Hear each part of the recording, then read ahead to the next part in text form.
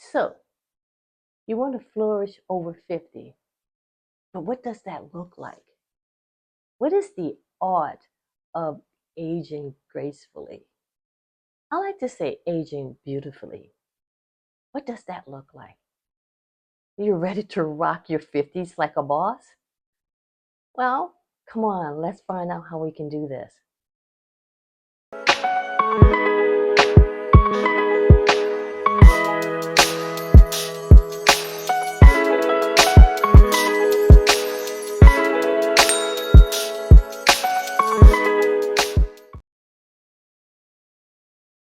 Hi, my name is Vani.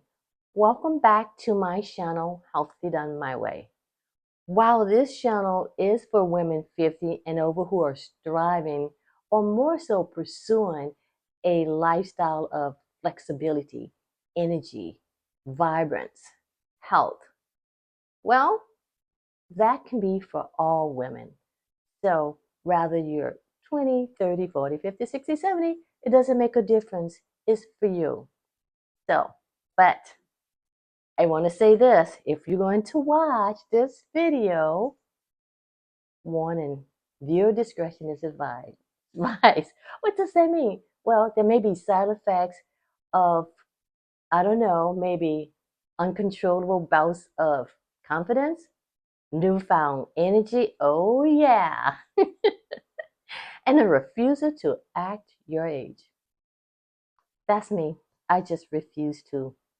I don't know. It just comes natural for me. But anyway, let's get started. We're going to touch base on 7 points.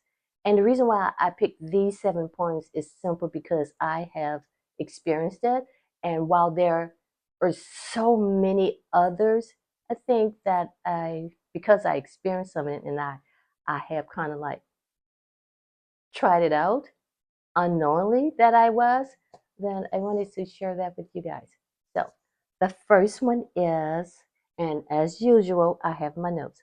So the first one is intergenerational friends or engaging in those type of activities. What does that mean?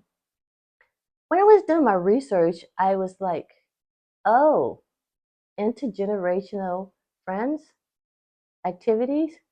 I'm doing that now unknowingly. I've always um, engaged in friendships and certain events where the the individuals were maybe 10, 15, 20 years younger than myself. And I've learned that doing this, that you would gain this new perspective. Yes, you will get a sense of purpose from sharing your wisdom, your experiences, your skills, kind of more or less walking alongside the individual, guiding them. But at the same time, there's this reciprocity that goes on. The younger individual would bring to the table something to the effect of their expertise, their experience, their perspective, and just cultural trends, staying in the know that would bring to me. Because I know, for instance, I would, this individual was like about maybe 20 years younger than myself. And she brought so much to the friendship to the point whereby it was like, I'm learning so much. So it's not like I'm just sharing my wisdom and my experiences and helping her along, even though that actually happened. But she was giving me her perspective and a different, staying current allow me with engaging with younger individual, allow me to stay current in how I dress, technology, what's going on, how could I incorporate what they're doing, that's something I like, that lined up with my values, my morals, my perspective, in a sense, if you will. And I tweaked it and I used it for my betterment, and they will gain something similar from that, as well as, you know, they were guidance. So they wouldn't have to make the mistakes, or should I say, unsavory decisions that I made. given the same situation, but just different players. Okay.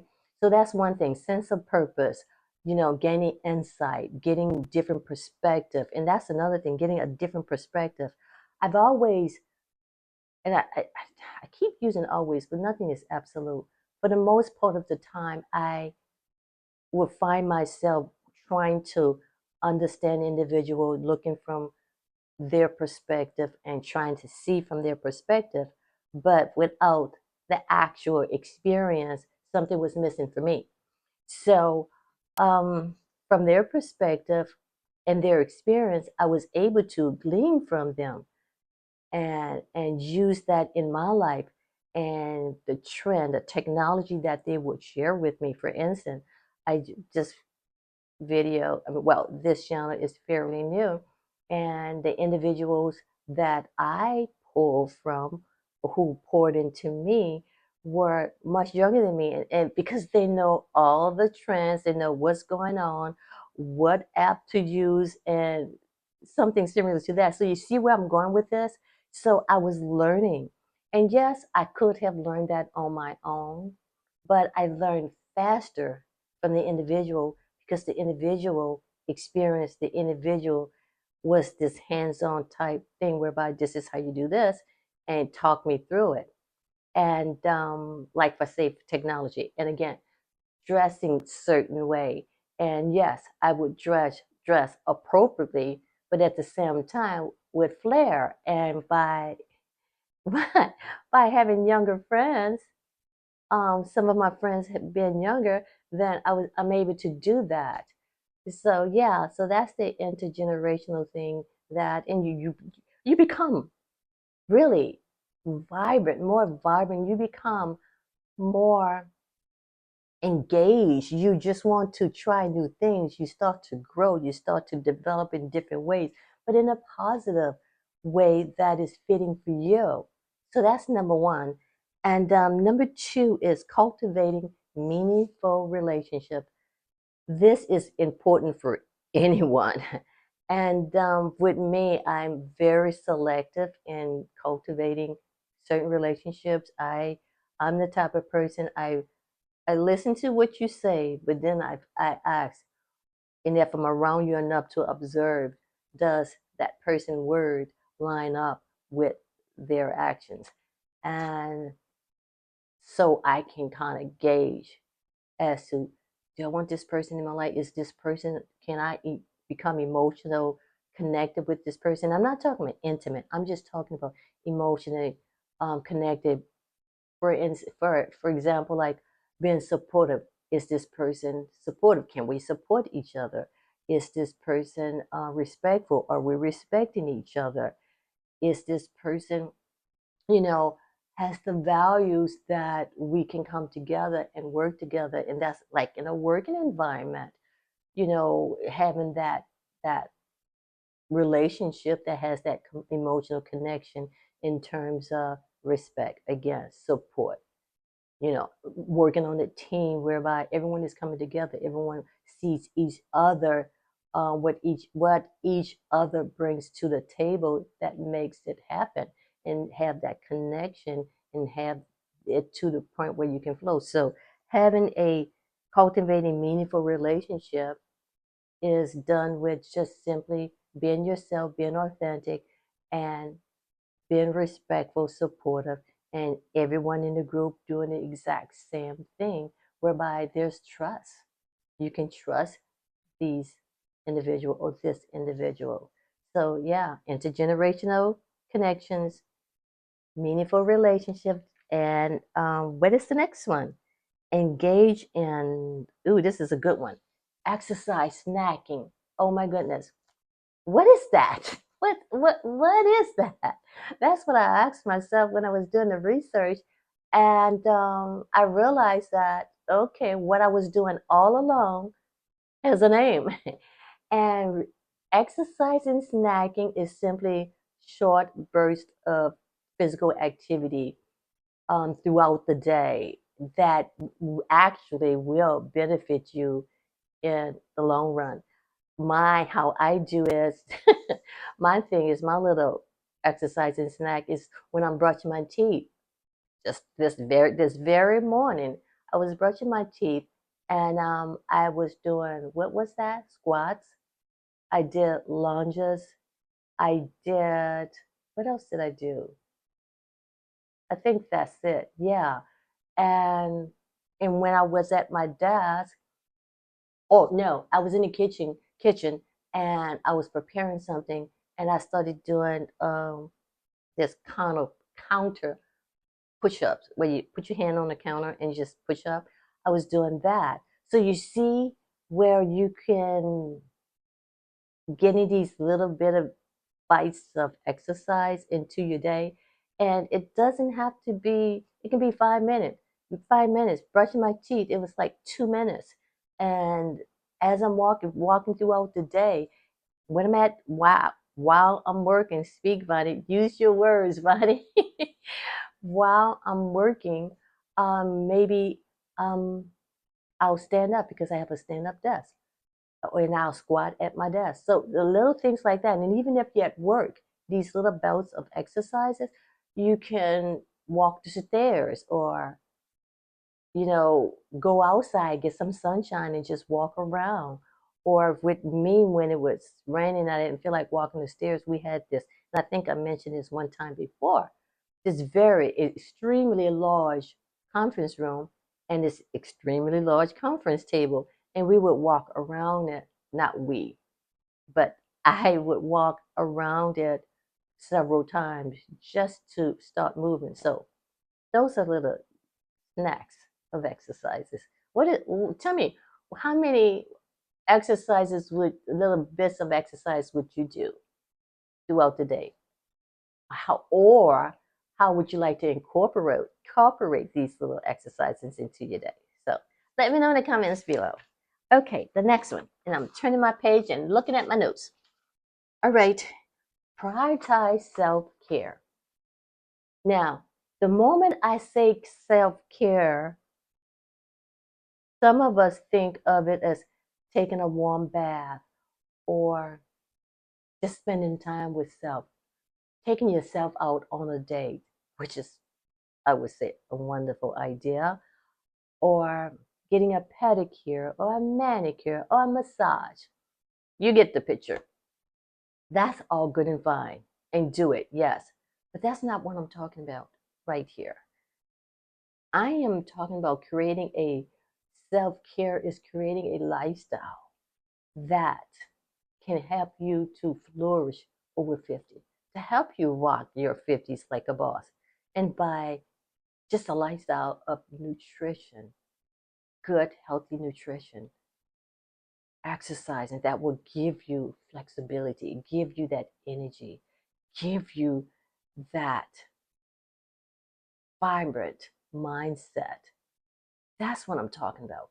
Those little activities, feeding yourself well, feeding your mind well, so that you can walk in an environment that is full of love, peace, and joy. Your environment, okay? Self-care. And I, if I say this in every video, I don't know, maybe I do, but what are you looking at? What's going in through your eyes? What are you listening to? Is it something that can add to you or take away? What are you putting in your mouth? What is coming out of your mouth? That's type of self-care. That's what I'm talking about. That's what I want for you. And it's just a beautiful thing when we can look at ourselves and just love ourselves in that way. And what are other types of ways we can operate in this self-care arena? And that is just getting out, going out into nature. It can be gardening. It can be sitting in your backyard where there's lots of trees or lots of plants, and just being, just being. That's the type of self-care. Self-care where you can just, if you can't go hiking, you're not around where you can go to a walking path, go to the park where there are trees in abundance and just sit or walk and just commune with nature. Self-care. What is your definition of self-care? I would like to know that. Okay? When I start talking about self-care, I just get so into it. But okay, moving on. And I would also say, hmm, focus on your oral health. I'm getting serious now. Let's focus on our oral health. You know what? This is a side note, but I had to take speech therapy for 7 years, and guess what? It didn't work. My speech therapist gave up on me. So there are certain words that I cannot say. So just a disclaimer, so you okay. So focus on oral health. All right. This is so important because if you do you realize, I'm just trying to get my thoughts together. Do you realize that if you have like gum disease, the bacteria, the infection, or whatever that's in your mouth gets into your blood system and works its ways throughout your body, which can cause heart attacks. I mean, I'm sorry, which can cause heart disease, stroke, diabetes, just a list of things. So make sure, and I ask, please, please, please, make sure that you have at least 2 visits or more, depending on your situation, to your dentist. Floss at least twice a day. Brush at least twice a day. I know with me is every day. I every time I eat something, drink something, if it's not water, I rinse my mouth. That's just me. I'm not saying this is what you have to do, but that's what I do. And I just rinse my mouth just to make sure. And it is a series. It is a series of points. Studies have shown that different diseases of the mouth. I selected gum disease because that is something easily, readily at hand for some individuals, and what can go on, how certain bacteria and just infection get into your system.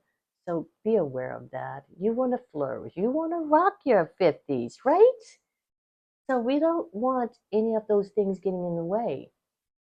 So let's just kind of put this in a little capsule, all right? So intergenerational activity, friends, find someone that you can engage with, just be around, okay? And you guys, pour into each other, all right? So do that. That's my number one there, and the oral health part. Those two kind of run hand in hand, simply because of the seriousness of it. Because when we are around individuals that that are full of energy, then that kind of flow into us, and it helps with your mental health. Being around individuals that have a different positive perspective. I mean, even if it's not positive, you can kind of glean from, okay, let me see where this person is coming from. So that would be wonderful. And prioritizing self care. Make sure you do that. I'm just looking at my list, and meaningful relationships. That's important. You want to add people to your life that that's going to add to it. That's going to enhance it. Okay?